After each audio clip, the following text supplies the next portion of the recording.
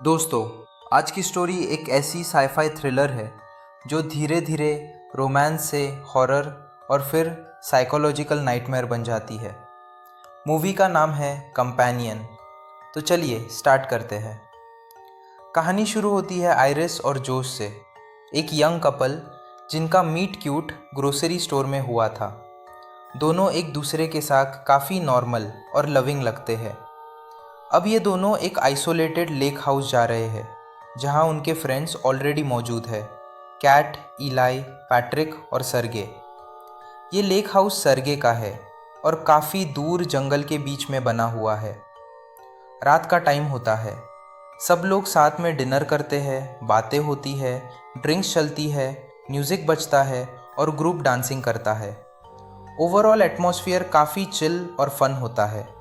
किसी को भी अंदाज़ा नहीं होता कि अगला दिन इतना डार्क होने वाला है। अगली सुबह आइरिस अकेली लेक के पास जाती है। वहाँ सरगे उससे मिलता है। पहले बात नॉर्मल लगती है, लेकिन कुछ ही मोमेंट्स में सिचुएशन अनकंफर्टेबल हो जाती है। सरगे आइरिस पर फोर्स करने की कोशिश करता है। आइरिस पैनिक में होती है, स्ट्रगल करती है और इसी फाइट के दौरान एक शार्प ऑब्जेक्ट से सरगे की गर्दन में स्टैब लग जाता है। सरगे वही मर जाता है। शॉक और फियर में डूबी हुई, खून से लटपट आइरिस हाउस वापस आती है।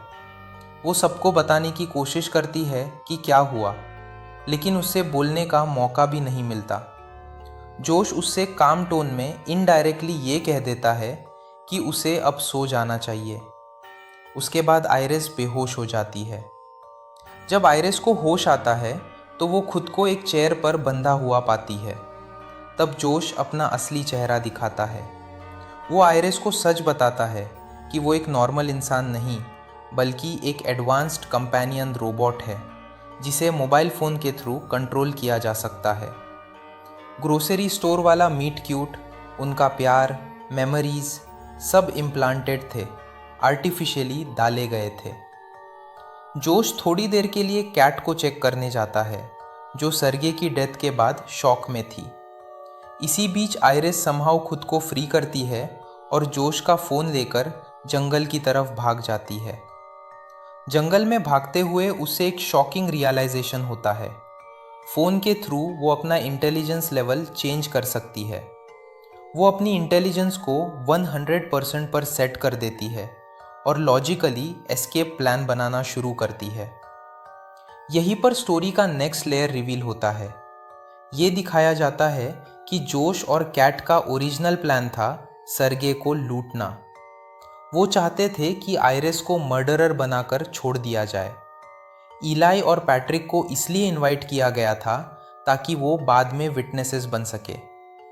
ग्रुप के बीच एक हीटेड आर्ग्यूमेंट होता है, जहां जोश और कैट इनडायरेक्टली इलाई को समझाते हैं कि पैट्रिक को पैसे का हिस्सा नहीं मिलेगा क्योंकि वो काउंट नहीं करता। इसी मोमेंट पर रिवील होता है कि पैट्रिक भी एक कंपेनियन रोबोट है। जोश एडमिट करता है कि उसने आइरिस के सेफ्टी सेटिंग्स जेल ब्रेक कर दिए थे, जिसमें उसकी हर्म ना कर पाने वाली लिमिटेशन भी ऑफ थी। ये सुनकर इलाई डेंजर समझ जाता है और सरगे के सेफ से गन निकाल लेता है।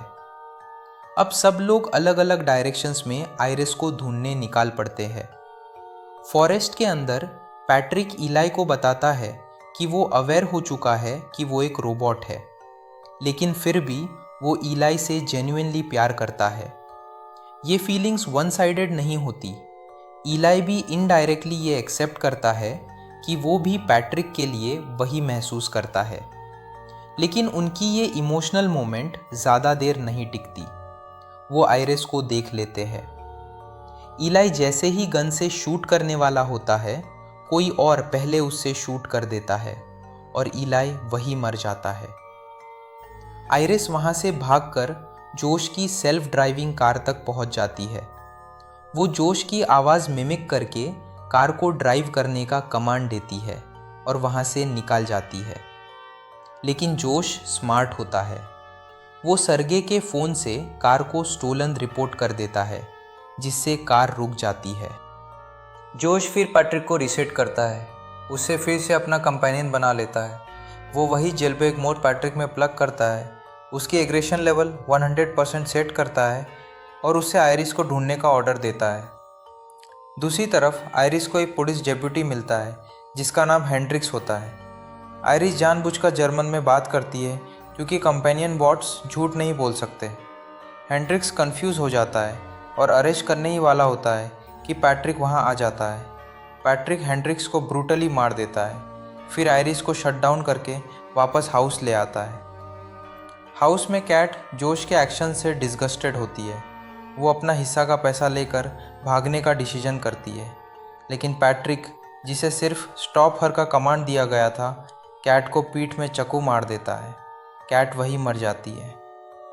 रात के टाइम जोश अपनी सबसे ट्विस्टेड फैंटेसी रिवील करता है।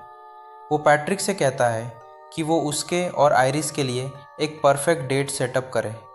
जोश इनडायरेक्टली रैंट करता है कि उस जैसे लोगों को ज़िंदगी में कुछ नहीं मिलता।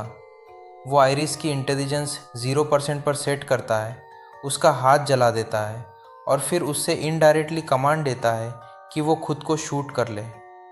आयरिस वापस शट डाउन हो जाती है।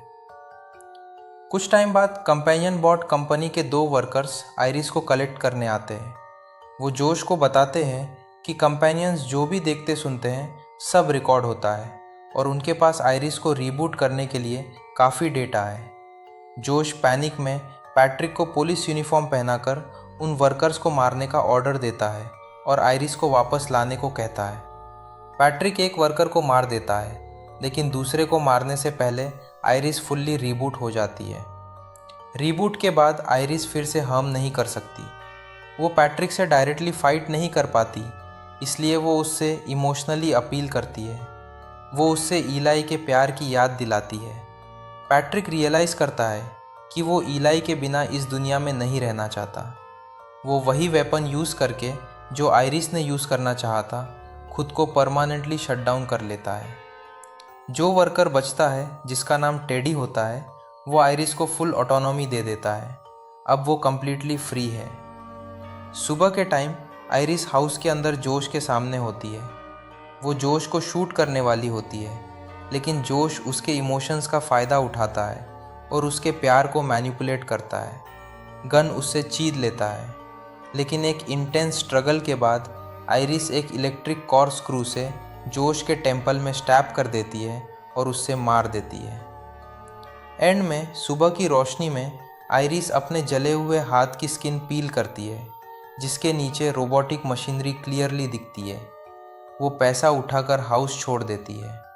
ड्राइव करते हुए उससे एक और कार दिखती है, जिसमें एक आदमी अपने बिल्कुल आइडेंटिकल कंपेनियन बॉट के साथ होता है। आयरिस अपना क्लियरली रोबोटिक हाथ हिलाकर प्लेफुली वेव करती है और स्माइल करती है। वो कंपेनियन बॉट कंफ्यूज हो जाता है और यहीं पर कहानी एक डिस्टर्बिंग, थॉट प्रोवोकिंग नोट पर ख़त्म होती है। आपको ये मूवी कैसी लगी, हमें कमेंट करके ज़रूर बताएं। अगर आपको ये एक्सप्लेनेशन पसंद आया हो तो सब्सक्राइब ज़रूर करना। आपका एक सब्सक्राइब हमें बहुत हेल्प करता है। मिलते हैं नेक्स्ट वीडियो में एक और मूवी के साथ। Till then, take care.